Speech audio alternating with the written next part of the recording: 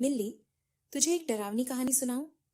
ये मेरे साथ सच में हुआ था और आज तक सोचकर मेरी रूह कांप जाती है। ये कुछ साल पहले की बात है, जब मैं मामा के गांव गई थी। वहां एक पुरानी हवेली थी। लोग कहते थे कि हवेली में कोई आत्मा रहती है। गांव के लोग तो उस हवेली के पास भी नहीं जाते थे।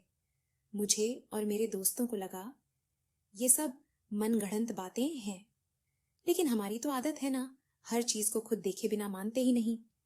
एक रात मैं, राजू और सीमा तीनों ने तय किया कि चलो हवेली घूम आते हैं। वो हवेली रात के अंधेरे में और भी डरावनी लग रही थी।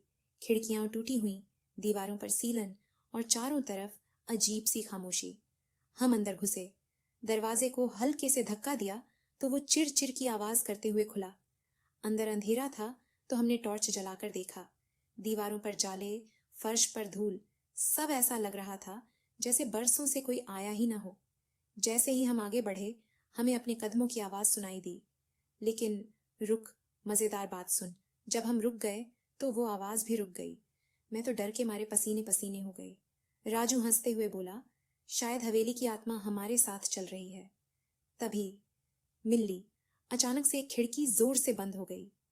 ऐसा लगा जैसे किसी ने पूरी ताकत से उसे धक्का मारा हो।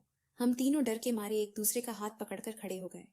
हमने सोचा अब भागना चाहिए, लेकिन जैसे ही दरवाजे की तरफ दौड़े, दरवाजा अंदर से बंद हो गया था। कितनी भी कोशिश करो, वो हिल ही नहीं रहा था। और तभी, मैं कसम खाती हूँ, मेरे कान के पास किसी ने धीमे से कहा, तुम्हें यहाँ नहीं आना चाहिए था। मिल्ली, मेरे हाथ पैर ठंडे हो गए। राजू और सीमा भी डर के मारे रोने लगे। हमने भगवान का नाम लिया और अचानक दरवाजा अपने आप खुल गया।